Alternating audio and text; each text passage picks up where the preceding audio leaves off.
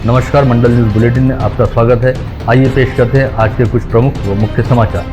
अब तक यदि आपने मंडल न्यूज के इस चैनल को लाइक व सब्सक्राइब नहीं किया है तो जल्द से जल्द इस चैनल को लाइक व सब्सक्राइब जरूर कर दें।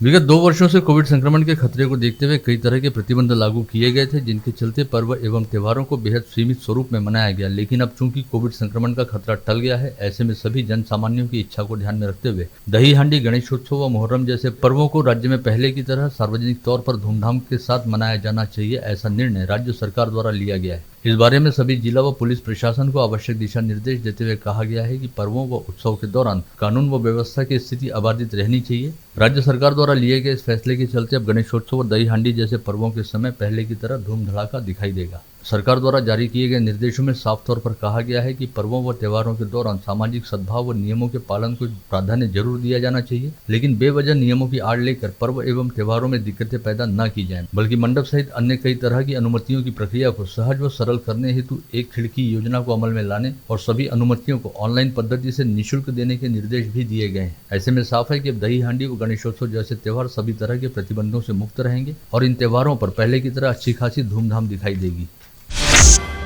अमरावती के नए संभागीय राजस्व आयुक्त दिलीप पंढरपट्टे ने आज मुंबई से अमरावती पहुंचकर प्रभारी आयुक्त व जिलाधीश पवनीत कौर से अपने पद का पदभार स्वीकार कर लिया। इस समय सबसे पहले प्रभारी आयुक्त व जिलाधीश पवनीत कौर ने नवनियुक्त आयुक्त दिलीप पंढरपट्टे का संभागीय राजस्व आयुक्तालय में पुष्पगुच्छ सौंपते हुए स्वागत किया। पश्चात उन्हें उनके पद का जिम्मा सौंपा। इस समय जिला व पुलिस प्रशासन के सभी प्रमुख अधिकारी एवं संभागीय आयुक्त कार्यालय के विभाग प्रमुख उपस्थित थे।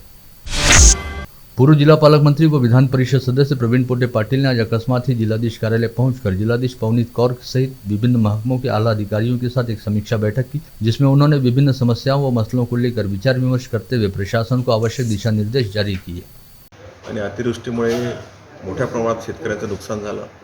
त्या नुकसानाला भरपाई कशी देता येईल, काही लोकांचा मृत्यू झाला, त्या लोकांना विम्याच्या अंतर्गत आपल्याला कसे बेनिफिट्स देता येईल, या अशा वेगवेगळ्या याच्यावरती आपल्या या ठिकाणी चर्चा झाल्या। शेतकऱ्यांना पीक कर्ज द्यायला पाहिजे होतं, किती % दिलं, किती दिलं बाकी राहिलेलं आहे। आता मोठ्या प्रमाणात येणाऱ्या काळामध्ये अति पावसाळ्यामुळे काही जे पिकाचं नुकसान झालं त्याच्यामध्ये हरभऱ्याचे लोक येणाऱ्या काळामध्ये पेरणी करणार आहेत। त्यासाठी हरभऱ्याचं आपल्या हरभऱ्याचं बियाणं उपलब्ध आहे का, घरी खतं उपलब्ध आहे का, अशा विषयावरती आपण वेगळे विषय आपण या ठिकाणी घेतले।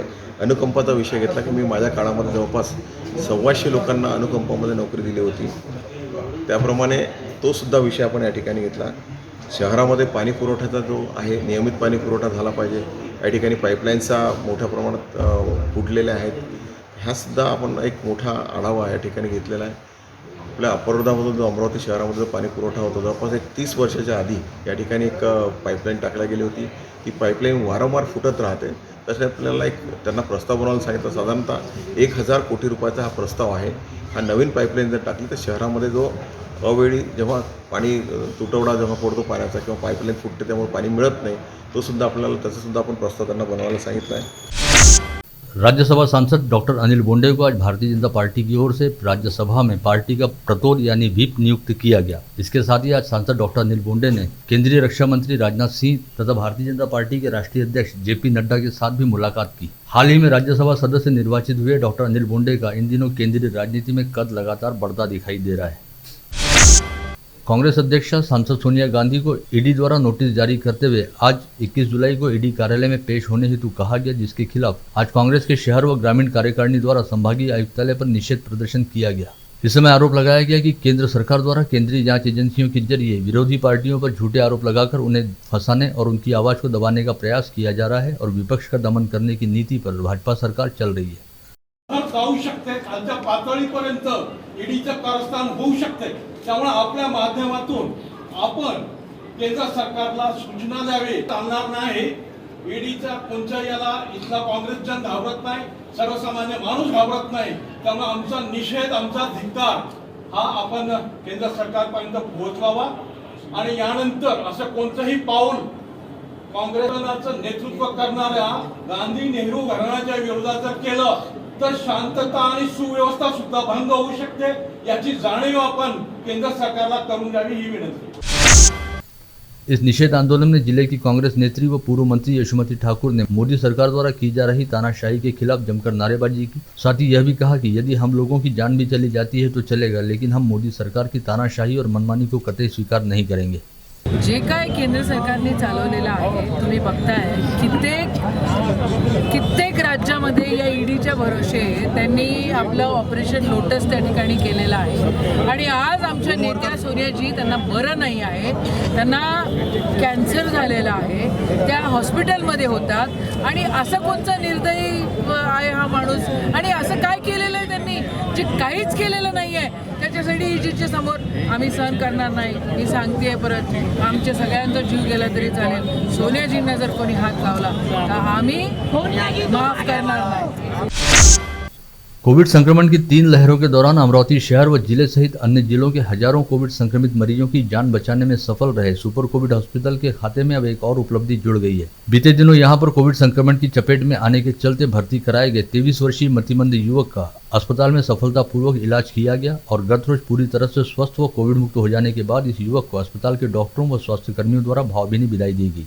तिवसा तहसील अंतर्गत मोजरी के गुरुकुंज आश्रम में रहने वाला 23 वर्षीय युवक पैदाइशी तौर पर मतिमंद था और 2 वर्ष की आयु में उसका मानसिक विकास रुक गया था। ऐसे में 23 वर्ष की आयु हो जाने के बावजूद उसका व्यवहार किसी 2 वर्ष के बच्चे की तरह ही रहा। यह युवक बीते दिनों डबल निमोनिया का शिकार हुआ और उसके शरीर में ऑक्सीजन की मात्रा भी काफी तेजी से घटी। ऐसे में उसे इलाज के लिए अमरावती लाकर भर्ती कराया गया था और यहाँ पर उसकी कोविड टेस्ट रिपोर्ट पॉजिटिव आई थी, जिसके बाद उसे सुपर कोविड अस्पताल में इलाज के लिए रखा गया था।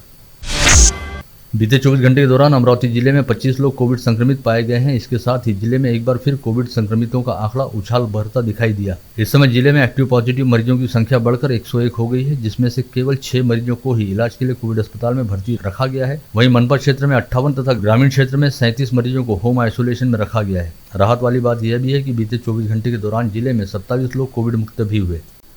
भारतीय जनसंचार संस्थान में मराठी पत्रकारिता में पीजी डिप्लोमा पाठ्यक्रम के लिए प्रवेश की आवेदन तिथि को बढ़ाकर 25 जुलाई 2022 कर दिया गया है। इस पाठ्यक्रम में प्रवेश हेतु आवेदन पत्र सहित आवश्यक सूचनाएं IIMC की वेबसाइट पर उपलब्ध हैं। पाठ्यक्रम की प्रवेश परीक्षा 31 जुलाई को आयोजित की जाएगी। महाविकास आघाड़ी के नेता व पूर्व उप मुख्यमंत्री अजित पवार के जन्मदिवस के उपलक्ष्य में कल शुक्रवार को शेगांव नाका परिसर स्थित अभियंता भवन में भव्य रक्तदान शिविर का आयोजन किया गया है। राष्ट्रवादी कांग्रेस पार्टी की अमरावती शहर व जिला इकाई द्वारा इस रक्तदान शिविर का आयोजन किया गया है।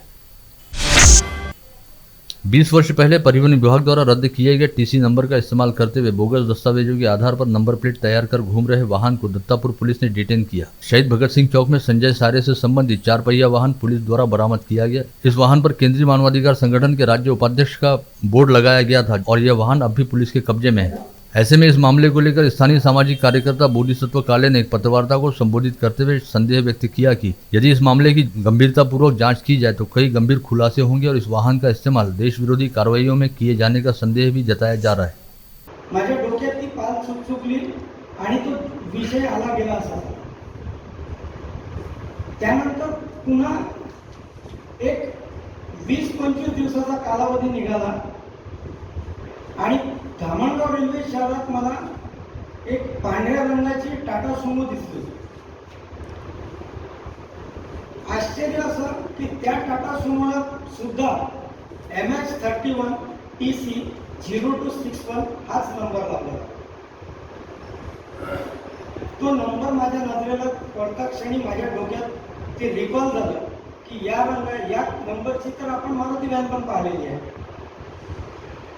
मनात पुन्हा विषय सुरू झाला की एकाच नंबरची 2 वाहनं कशी असू शकतात आणि या संदर्भात शोध घेण्याच्या दृष्टिकोनातून मी प्रयत्न सुरू केले।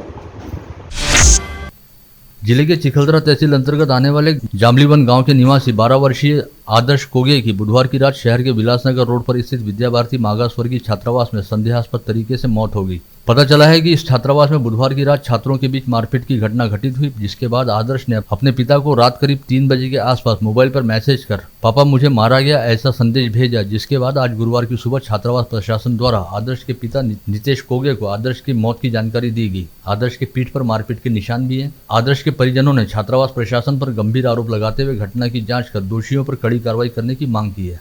वीडियो कॉल पे बात की, उसने बोला बाद में कि भाई मैं सोने जा रहा करके। रात को 3 बजे कॉल किया, उसने मैसेज किया मैसेज में लिखा कि पप्पा मुझे मार लो। सुबह हॉस्टल वालों को कितने बजे फ़ोन आया? हॉस्टल वालों को फ़ोन आया सुबह आपको? नहीं, मुझे नहीं आया। आपको कैसे पता चला कि घटना है? दूसरे को आया फ़ोन, हाँ। मेरे को पता चला, मैं डायरेक्ट अमरावती आ गया। तो उनने हॉस्टल वालों ने क्या हॉस्टल कहा? वाले ने बोला कि आगे बाउडी लेके जाओ। मुझे पहले बाउडी ला ली थी यहाँ, वो लेकर आ गए थे पहले, हाँ। वहीं से मरा हुआ लेके आए हॉस्टल से। तो अभी आपने कंप्लेंट किया गाड़िया नगर में? क्या कंप्लेंट किया है उसने? ये हॉस्टल वाले ने मारा बच्चे को। बच्चे ने मारा जैसे किसने मारा किसने ने मालूम नहीं, बाकी हॉस्टल से मरा हुआ है। तो आप कार्रवाई क्या चाहते हैं इसमें? कार्रवाई वो जो भी है हॉस्टल वाले पूरे अंदर जाएंगे। पुलिस आयुक्त के विशेष दल ने राजापेट पुलिस थाना क्षेत्र के अंतर्गत हमालपुरा में जुआ व वर्ली मटका अड्डे पर छापा मारकर 3 आरोपियों को रंगे हाथ दबोचा और उनके पास से करीब 5,000 रुपए नगद सहित वर्ली मटके के आंकड़े लिखे चिट्ठियां बरामद की। पुलिस आयुक्तालय के विशेष दल ने फ्रेजरपुरा पुलिस थाना क्षेत्र में आने वाले राहुल नगर में भी जुआ अड्डे पर छापा मारते हुए 8 आरोपियों को गिरफ्तार किया और इन आरोपियों के पास से नगद रकम सहित अलग अलग कंपनियों के 22 मोबाइल और विभिन्न साजो सामान सहित कुल 95,000 रुपए का माल जब्त करते हुए सभी आरोपियों को फ्रेजरपुरा पुलिस के हवाले किया। फ्रेजरपुरा पुलिस थाना क्षेत्र अंतर्गत आने वाले घर में काम पर नियुक्त आरोपी ने उसी घर में काम करने वाली महिला का शारीरिक शोषण करते हुए उसे जान से मारने की धमकी दी। संबंधित महिला की शिकायत पर फ्रेजरपुरा पुलिस ने रवि भाखरे नामक आरोपी पर धारा 376 सहित विभिन्न धाराओं के तहत अपराध दर्ज कर मामले की जांच शुरू की है। बुल्ढाना जिले के चिखली मेहकर फाटे पर MIDC के पास विगत 20 जुलाई को तेज रफ्तार कंटेनर ने एक दुपहिया वाहन को जोरदार टक्कर मार दी, जिसमें दुपहिया पर सवार एक व्यक्ति की मौके पर ही मौत हो गई, वहीं दूसरा व्यक्ति गंभीर रूप से घायल हो गया। मूर्तियापुर शहर में स्थित पुराने घरकुल निवासी 12 वर्षीय लड़की के साथ विगत 19 जुलाई को छेड़खानी करने की घटना उजागर हुई थी। इस मामले में 20 जुलाई को शिकायतकर्ता द्वारा दी गई शिकायत के आधार पर शहर पुलिस ने रिहानुद्दीन फखरुद्दीन नामक आरोपी को गिरफ्तार किया। अकोला के गीता नगर में 3 चोरों ने एक अपार्टमेंट में 2 घरों पर निशाना साधते हुए सोने चांदी के गहने व नगद समेत कुल 8 से 10 लाख रुपए के माल पर हाथ साफ कर दिया। इसमें से एक फ्लैट MIDC पुलिस थाने में कार्यरत पुलिस कर्मचारी का बताया जाता है। ऐसे में पुलिस कर्मचारी के घर में दिन दहाड़े चोरी करते हुए चोरों ने एक तरह से अकोला शहर पुलिस को चुनौती दी है। सिटी कोतवाली पुलिस थाने से थोड़ी ही दूर पर स्थित तखतमल स्टेट मार्केट में बीती रात एक साथ 4 दुकानों में सेंध लगाकर चोरों ने पुलिस के सामने चुनौती निर्माण की है। आज सुबह जब क्षेत्र के दुकानदार अपनी अपनी प्रतिष्ठान खोलने पहुंचे तो दुकानों में हुई चोरी का पता चला। जानकारी के मुताबिक मोनिका टेक्सटाइल, माया हैंडलूम, कनक एजेंसीज व महावीर चंद सामरा एंड कंपनी में चोरों द्वारा इस चोरी की वारदात को अंजाम दिया गया। आप देख रहे थे मंडल न्यूज बुलेटिन। हमारे चैनल को लाइक करें, शेयर करें और हाँ, सब्सक्राइब करना ना भूलें। कल होगी आपसे फिर मुलाकात, तब तक के लिए धन्यवाद।